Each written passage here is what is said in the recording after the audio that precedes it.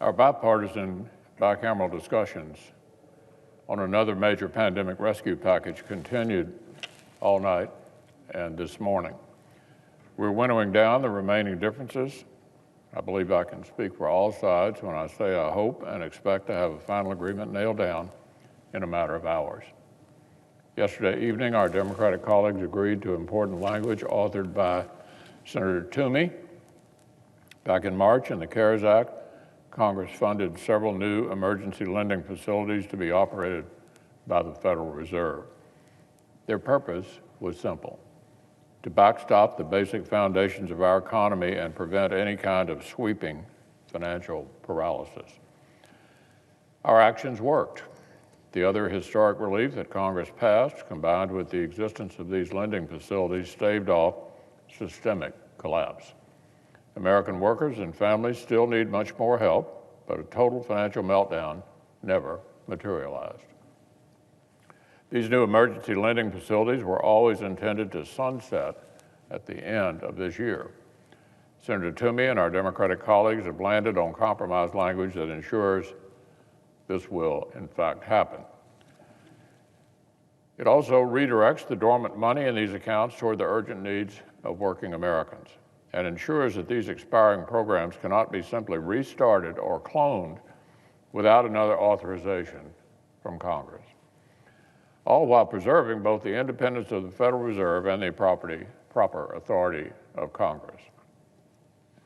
Yet another example of good faith bipartisan collaboration that has defined our discussions all week. At this point, we're down to the last few differences that stand between struggling Americans and their major rescue package they need and deserve.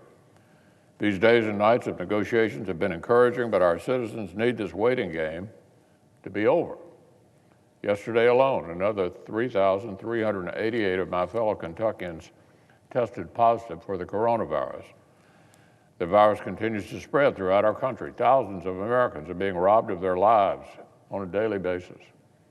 And while the resilience of the American people have brought along our economic recovery faster than expected, it will remain both insufficient and tenuous until the vaccines that will end this fight have been distributed all across the nation.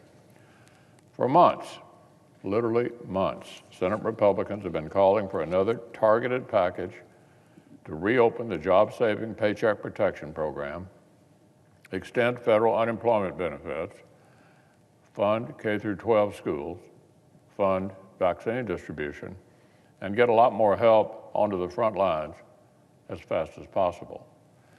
I'm relieved that we appear to be just hours away from legislation that will finally do that. When we get this done, Congress will not deserve any special praise, not with this relief having waited until late December, and not with some of our Democratic colleagues openly saying the reason they finally changed their tune was they finally got a president-elect of their own party. When we finalize this measure and pass it, Congress will only have done our job. We will have finally done our duty in getting more relief to those who need it most. Let's make today the day we join together, put differences aside, and finally get it done.